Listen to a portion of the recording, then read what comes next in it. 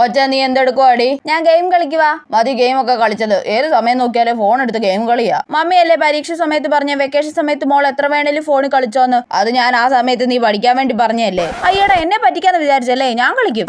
കൊച്ചെ നീ ഇങ്ങ് വന്നേടി. മമ്മി ഒന്ന് അടുക്കളയിൽ സഹായിച്ചേടി. ഇല്ല എനിക്ക് ഉറക്കം വരുവാ മമ്മി. 2 ഉള്ളിയെങ്കിലും അരിയെ സഹായിക്കും കൊച്ചെ. മമ്മിയല്ലേ പറഞ്ഞ വെക്കേഷൻ എത്ര സമയം വേണേലും ഉറങ്ങിക്കോന്ന്. ഞാൻ ഉറങ്ങാൻ പോവാ.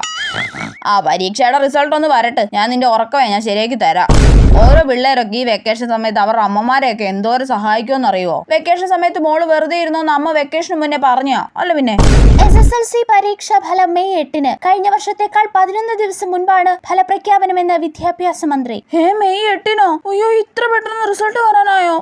മമ്മി കേട്ടില്ലെന്ന് തോന്നുന്നു. ഒരു കാര്യം ചെയ്യാം, മമ്മി അധികം ദേഷ്യം പിടിപ്പിക്കണ്ട. കുറച്ച് സോപ്പിട്ടൊക്കെ നിക്കാം. അടുക്കളയിൽ പോയി എന്തെങ്കിലുമൊക്കെ സഹായിക്കുന്ന പോലെ അഭിനയിക്കാം. അതാ നല്ലത്. മമ്മി എന്റെ ഉറക്കമൊക്കെ കഴിഞ്ഞു കേട്ടോ. ഞാൻ വേണേൽ ഇപ്പൊ വന്ന് സഹായിക്കാം കേട്ടോ.